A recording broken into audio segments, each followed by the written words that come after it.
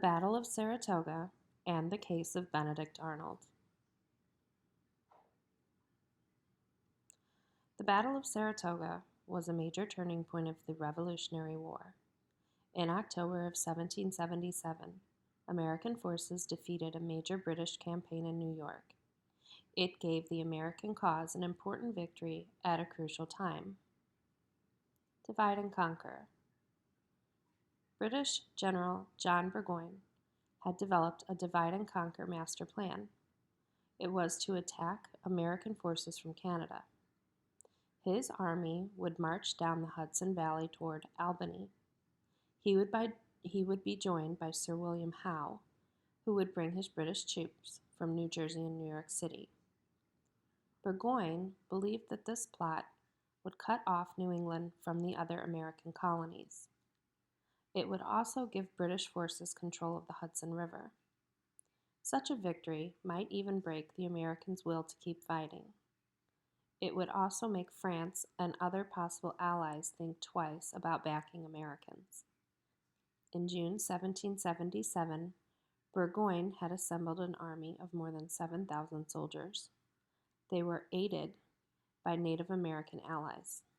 The force departed from St. John on Lake Champlain, bound for Fort Ticonderoga.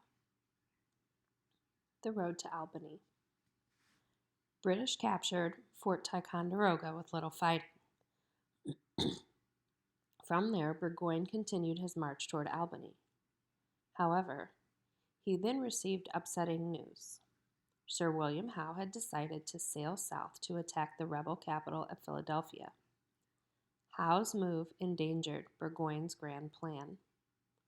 More problems arose.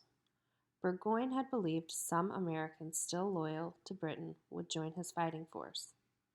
By early August, though, it was clear that these loyalists were not going to help. There were also growing tensions with Britain's Native American allies, and the number of Burgoyne's fighters and scouts shrank. First Saratoga, the Battle of Freeman's Farm. By September, the fall weather reminded Burgoyne that time was running short. He needed to reach Albany before winter. The Americans were waiting in his path under the command of General Horatio Gates. Burgoyne's troops meeting with Gates' forces resulted in what is remembered as the Battle of Saratoga. The Battle of Saratoga was actually a series of maneuvers and two major battles. On September 19, the two forces met at Freeman's Farm near Saratoga. The British controlled the battlefield by the end of the day. However, they lost many men and there were no reinforcements coming. Meanwhile, additional troops were arriving in the American camp, along with needed ammunition and supplies. Second Saratoga, the Battle of Bemis Heights. The American army positioned itself between Burgoyne and Albany. On October 7th, Burgoyne took the offensive.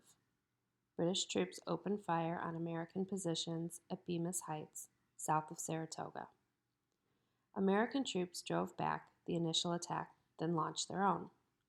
By the battle's end, Burgoyne's army was beaten. He had lost some 1,000 men during the course of the two Saratoga battles. The British army was left greatly outnumbered and surrounded. 10 days later, on October 17th, 1777, General Burgoyne was forced to surrender his entire army. The victory gave new life into the cause of American independence. Soon, France entered the war as an American ally. The American success that followed owed a great deal to French help. Benedict Arnold. Benedict Arnold is remembered as a traitor. He was an American patriot who then spied for the British during the American Revolution. But there is much more to his story. Arnold was a fierce patriot in the early years of the American Revolution. He also became one of General George Washington's most trusted officers. Early in the war, he helped capture Fort Ticonderoga. He was promoted to brigadier general in the Continental Army in 1776. His next big moment came at the Battle of Saratoga, where he fought heroically on the battlefield. He was badly wounded, but played an important role in the American victory. In 1778, Washington appointed Arnold military commander of Philadelphia. However, Arnold was growing increasingly bitter and resentful. He felt he was not getting the respect and recognition he deserved. This is where Benedict Arnold's story took an unexpected turn. He fell in love with Margaret Shippen, a young, rich loyalist, and the two eventually married. It is believed that Shippen introduced Arnold to John Andre, a top British spy. Arnold did not perform his duties well in Philadelphia, and his reputation suffered. He was accused of illegally using his position to make money. Faced with a military trial, he resigned his post on March 19, 1779. The following year, though, he was given command of West Point, a key American fort that guarded the Hudson River. By now, Arnold was negotiating with British agents in secret. He agreed to hand over West Point to British forces in exchange for money. Arnold had given important information to Andre. The spy was caught, and Arnold's correspondence was discovered. Andre was executed for spying, while Arnold escaped to British-occupied New York. The British named Benedict Arnold a brigadier general, and he fought against his former comrades.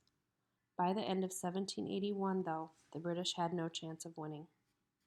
Arnold sailed for Britain with his family in 1781.